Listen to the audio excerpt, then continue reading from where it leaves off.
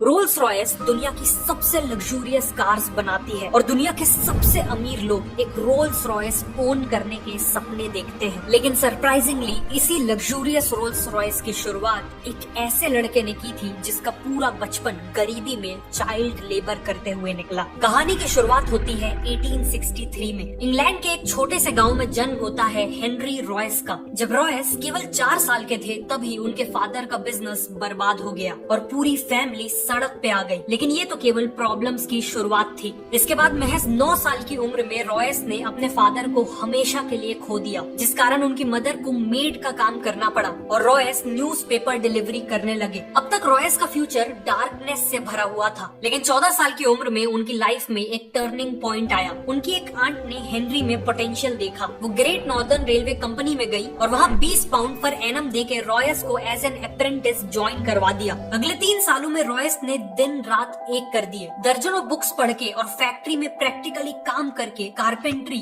Maths और सबसे important electronics का काम सीखा। 17 साल की एज तक वो एक फुली केपेबल मैकेनिक बन चुके थे। 21 साल की एज आते तक वो मैक्सिम वेस्टर्न नाम की कंपनी में एज एन इंजीनियर काम कर रहे थे। लेकिन फाइनेंशियल डिफिकल्टीज के चलते ये कंपनी बंद होने वाली थी। ऐसे में रॉयस के पास कई और कंपनीज में जॉब लेने का ऑप्शन था, लेकिन उन्होंने अपनी खुद की इलेक्ट्रिकल इंजीनियरिंग कंपनी खोलने का फैसला लिया। उन्होंने अपनी 20 पाउंड की सेविंग्स यूज की और मैनचेस्टर में एक छोटे से ऑफिस स्पेस से शुरुआत की FH रॉयस एंड कंपनी की। उन्होंने अपने एक दोस्त अर्नेस्ट क्लेरेमोंट को एज अ पार्टनर भी ज्वाइन करा लिया। इनिशियली सर्वाइव करने के लिए रॉयस को जो भी काम मिला उन्होंने किया, जैसे सुइंग मशीन रिपेयर करना, इलेक्ट्रिकल फिटिंग्स करना वगैरह। लेकिन फिर रॉयस ने देखा कि टाइम के साथ साथ इलेक्ट्रिकल लाइटिंग्स और फिटिंग्स की डिमांड बहुत बढ़ती जा रही है। इसीलिए उन्होंने आर्क लैंप्स, बल्ब होल्डर्स और इलेक्ट्रॉनिक डोरबेल की मैन्युफैक्चरिंग का काम चालू कर दिया और इसी काम ने कंपनी की किस्मत बदल दी। ईयर 1900 तक कंपनी की सेल्स 20,000 पाउंड क्रॉस कर गई थी। 38 की एज में रॉयस की एक फैमिली थी और वो एक बहुत बड़ी फैक्ट्री बिल्ड करने का प्लान कर रहे थे। सब कुछ अच्छा चल रहा था कि तभी कहानी में एक ट्विस्ट आता है। 1901 में जर्मन और अमेरिकन कंपनीज ने ब्रिटिश इलेक्ट्रॉनिक्स मार्केट में एंट्री ले ली। कंपटीशन एकदम से बढ़ गया और इलेक्ट्रॉनिक्स इक्विपमेंट के प्राइसेस काफी गिर गए। पूरी कोशिश के बाद भी रॉयस का बिजनेस क्रैश करने लगा और इतनी मेहनत से बनाए हुए बिजनेस को फेल होते देख रॉयस की फिजिकल और मेंटल हेल्थ तेजी से खराब होने लगी। जब रॉयस ने डॉक्टर को कंसल्ट किया तो उन्हें एक सिंपल एडवाइस मिली। ठीक होने के लिए रॉयस को फ्रेश एयर में रहने की जरूरत थी। साथ में उन्हें एक कार खरीदने की सलाह दी गई ताकि वो अपनी बॉडी को बिना स्ट्रेन दिए ट्रैवल कर सके। रॉयस ने एक वेकेशन लेके खुद को ठीक किया और फिर डेकोविल नाम की एक फ्रेंच मेड कार भी खरीद ली। ये कार काफी आवाज करती थी, ब्रेक्स इनइफेक्टिव थे और ओवर हीटिंग जैसी प्रॉब्लम्स भी थी। हेनरी जैसे परफेक्शनिस्ट के लिए ये कार बिलो स्टैंडर्ड थी, इसीलिए उन्होंने डिसाइड किया कि वो इस कार में माइनर मॉडिफिकेशंस करेंगे। लेकिन जाने अनजाने उन्होंने कार को पूरी तरह ही रीडिजाइन कर डाला। ये रीडिजाइन कार ओरिजिनल डेकोविल कार से काफी सुपीरियर थी और यहीं से रॉयस को कॉन्फिडेंस आया कि वो अपनी खुद की कार्स बिल्ड कर सकते हैं और इवन कार्स का बिजनेस भी कर सकते हैं। उन्होंने एक छोटी सी टीम असेंबल की और अपनी नई कार को डिजाइन करना चालू कर दिया। सभी पार्ट्स की ड्राइंग्स बन जाने पर उन्हें वर्कशॉप में कास्टिंग के लिए भेज दिया गया। इवेंचुअली रॉयस की 10 हॉर्स पावर और 2 सिलेंडर्स वाली एक कार शेप लेने लगी और ऑलमोस्ट हर एस्पेक्ट जैसे क्वाइटनेस, लाइटनेस, ड्यूरेबिलिटी और रिलायबिलिटी में ये कार हर मौजूदा कार से बेटर थी। 1 अप्रैल 1904 को इसे सबसे पहले रोड टेस्ट किया गया और अपने पहले ही टेस्ट में इसने करीब 50 किलोमीटर का डिस्टेंस तय किया बिना किसी प्रॉब्लम के। रॉयस ने 2 और कार्स बनवाई सेम मॉडल की और इन्हें टेस्ट कर करके इम्प्रूव करने लगे। अब उन्होंने वर्ल्ड क्लास कार्स तो बना ली थी, लेकिन वो अकेले ही इन कार्स को पूरी दुनिया तक पहुंचाने के केपेबल नहीं थे और ऐसे में एंट्री होती है कहानी के दूसरे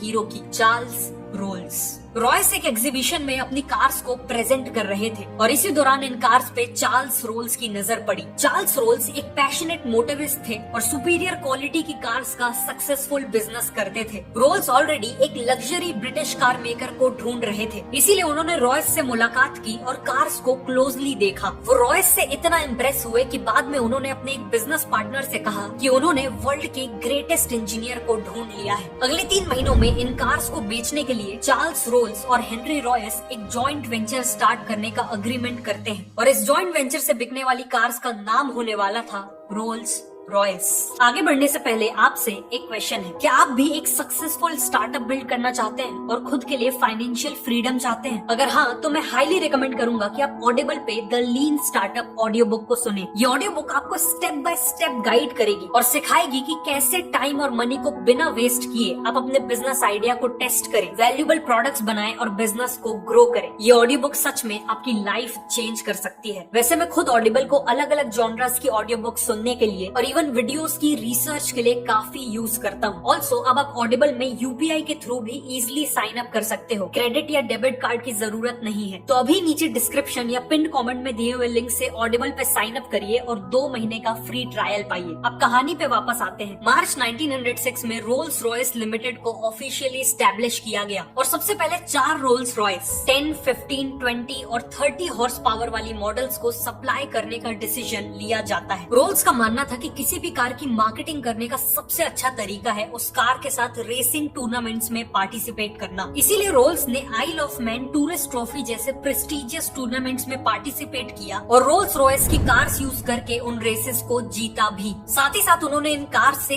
कई नए स्पीड रिकॉर्ड्स भी बनाए। इन सब से रोल्स रॉयस ऑलरेडी एक ग्रेट कार कंपनी की तरह एस्टैब्लिश हो चुकी थी, लेकिन अभी उनकी सबसे सक्सेसफुल कार का आना बाकी था। ईयर 1906 के एंड में रॉयस ने 40 और 50 हॉर्स पावर और 6 सिलेंडर्स के साथ एक मॉडल लॉन्च किया। इसकी बॉडी का कलर सिल्वर था और ये चलाने में बेहद स्मूथ और साइलेंट थी, बिल्कुल एक गोस्ट की तरह, और इसीलिए इसका नाम सिल्वर घोस्ट रखा गया। कार को मार्केट करने के लिए रोल्स ने 24,000 किलोमीटर का एक इंड्योरेंस टेस्ट प्लान किया, जिसमें सिल्वर घोस्ट को संडेज को छोड़कर 2.5 महीनों तक दिन और रात के लिए लगातार चलाया गया और 24,000 किलोमीटर का डिस्टेंस कवर किया गया। सिल्वर घोस्ट ने बिना किसी इशू के ये टेस्ट पास भी कर लिया। इसके अलावा रोल्स ने कई डेमोन्स्ट्रेशंस ऑर्गेनाइज किए, जिसमें उन्होंने सिल्वर घोस्ट को विस्पर टेस्ट से गुजारा। इस टेस्ट में वो कार के बोनट के ऊपर एक कॉइन को बैलेंस करते हुए उसे बिना गिराए चलाते थे, जिससे प्रूव होता था कि ये कार एक्सट्रीमली स्मूथ है। इन्हीं स्ट्रेटेजी से सिल्वर घोस्ट चारों तरफ best car in the world की तरह पॉपुलर हो गई और ये उस समय के किंग्स, क्वींस और इंडस्ट्री लीडर्स की फर्स्ट चॉइस बन गई। रोल्स और रॉयस की पार्टनरशिप का डिसीजन एक मास्टर स्ट्रोक साबित हुआ था। उन्हें हर तरफ से सक्सेस मिल रही थी कि तभी एक भयानक हादसा हो गया। कार्स के साथ साथ चार्ल्स रोल्स एविएशन के लिए भी काफी पैशनेट थे। 12 जुलाई 1910 को वो राइट फ्लायर नाम का प्लेन उड़ा रहे थे। फ्लाइट के दौरान एयरक्राफ्ट का टेल सेक्शन टूट गया और प्लेन 100 फीट की ऊंचाई से क्रैश कर गया। इस हादसे में 32 साल के चार्ल्स रोल्स ने अपनी जान गंवा दी। अनफॉर्चुनेटली एयरप्लेन एक्सीडेंट्स में जान गंवाने वाले वो ब्रिटेन के पहले इंसान बने। इस हादसे ने रॉयस को डीपली इम्पैक्ट कर दिया था। वो इस लॉस से उभरने की कोशिश कर ही रहे थे कि 1911 में उन्हें एक और झटका मिला। उनकी हेल्थ तेजी से खराब होने लगी और डॉक्टर्स ने बताया कि उन्हें बॉल कैंसर है। उनका एक मेजर ऑपरेशन हुआ, लेकिन इसके बाद भी डॉक्टर्स ने कहा कि वो केवल 3 महीने ही जी पाएंगे। इस हालत में भी रॉयस बेड से ही सिल्वर घोस्ट के डिजाइन और इंजीनियरिंग को इम्प्रूव करते रहे और फिर एक मिरेकल हुआ। देखते ही देखते 3 महीने बीत गए और रॉयस ने 100% रिकवरी अचीव कर ली। वापस आने के बाद रॉयस ने सिल्वर घोस्ट में मेजर इम्प्रूवमेंट्स किए। ग्राउंड क्लियरेंस बढ़ाया गया, सस्पेंशन को इम्प्रूव किया गया और शैसीज को भी स्ट्रॉन्ग बनाया गया। इसी दौरान रोल्स रॉयस ने देखा कि कार्स के बोनेट पे पर्सनलाइज मैस्कॉट्स लगाने का एक ट्रेंड चला है, लेकिन कंपनी चिंता में थी कि लोग इनएप्रोप्रिएट मैस्कॉट्स लगा रहे हैं, जिससे रोल्स रॉयस की इमेज नेगेटिवली इम्पैक्ट हो सकती है। इसीलिए उन्होंने खुद का मैस्कॉट डिजाइन करवाया। इनके मैस्कॉट में एलेनोर थॉर्टन नाम की ब्रिटिश एक्ट्रेस और मॉडल को यूज किया गया है। ये स्कल्पचर एक वुमेन को आगे की ओर लीन करता दिखाता है। उनके हाथ पीछे की ओर स्ट्रेच्ड हैं और उनके ऊपर तेज हवा पड़ रही है। ये मैस्कॉट एक सेंस ऑफ ग्रेस, फ्रीडम और स्पीड को सिंबलाइज करता है। इसका नाम है स्पिरिट ऑफ एक्सटेसी। एक्सटेसी का मतलब है ओवरवेलमिंग हैप्पीनेस। इन सभी इंप्रूवमेंट्स के चलते रोल्स रॉयस की सेल्स और प्रॉफिट्स एक्सपोनेंशियली ग्रो कर रहे थे। 1913 तक उनका प्रॉफिट 90,000 पाउंड से भी ज्यादा हो चुका था और ब्रांचेस को इंटरनेशनली एक्सपैंड करने के भी प्लान्स थे। लेकिन फिर से कुछ ऐसा हुआ जिसने रोल्स रॉयस को ऑलमोस्ट बर्बाद कर दिया।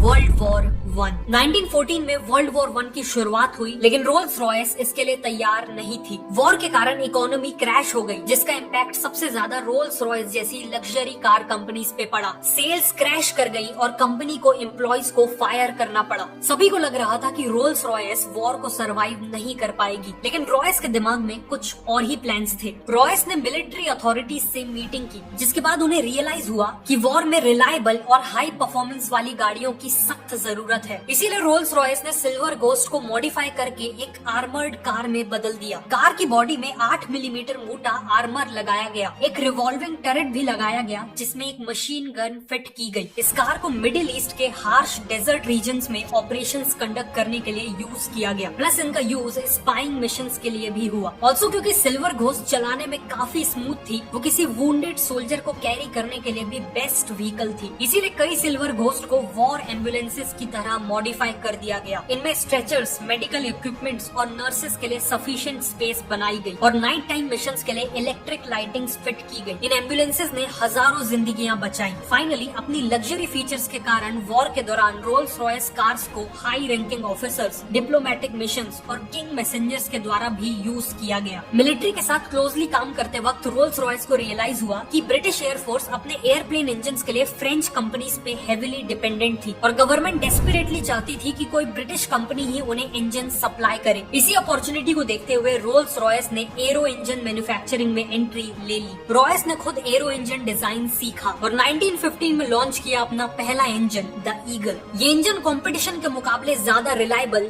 लाइट और फ्यूल एफिशिएंट था। इसीलिए ब्रिटिश एयरफोर्स ने साल के एंड तक 500 ईगल इंजन्स का ऑर्डर दे दिया। लेकिन रॉयस यहाँ नहीं रुके। उन्होंने 1915 एंड में लाइट एयरक्राफ्ट के लिए हॉक इंजन बनाया। 1916 में ईगल का स्मॉलर वर्जन फैल्कन इंजन बनाया और 1918 में लार्ज और लॉन्ग रेंज एयरक्राफ्ट के लिए कॉन्डोर इंजन बनाया। इन इंजन्स के कारण ब्रिटेन को aerial combat, spying missions, anti submarine operations और बॉम्बिंग मिशंस, इन सभी में एक मेजर एडवांटेज मिला और यही उनकी जीत का एक इम्पोर्टेंट कारण बना। रोल्स रॉयस का एरो इंजन मैन्युफैक्चरिंग में एंट्री लेना एक ब्रिलियंट स्टेप साबित हुआ और आज भी हजारों कमर्शियल एयरक्राफ्ट्स और मिलिट्री एयरक्राफ्ट्स में रोल्स रॉयस के ही इंजन्स यूज किए जाते हैं। 1918 में वर्ल्ड वॉर 1 खत्म हो गई और अगले 15 साल रॉयस ने कार्स और एरो इंजन दोनों पे फोकस किया। उन्होंने एक स्मॉलर और चीपर कार लॉन्च की जिसका नाम था 20। अनफॉर्चुनेटली 20 की सेल्स ज्यादा इम्प्रेसिव नहीं थी। 1925 तक लग्जरी कार मार्केट में बेंटली,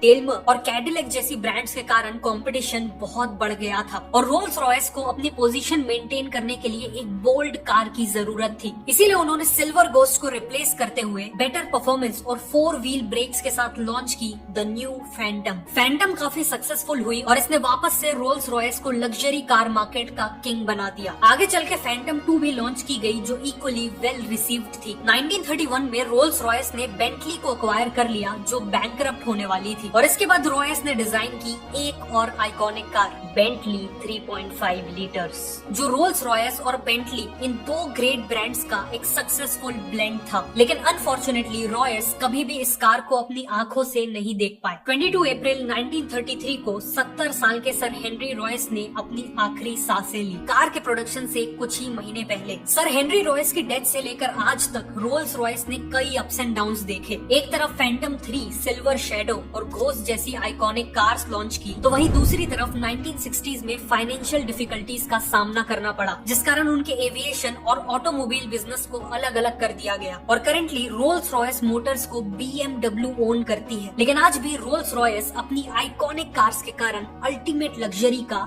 ग्रेटेस्ट सिंबल है। एक रोल्स रॉयस को ओन करना एक ऐसी मास्टरपीस को ओन करने जैसा है जो रॉयस के परफेक्शन और रोल्स के करिश्मा को सिंबलाइज करती है।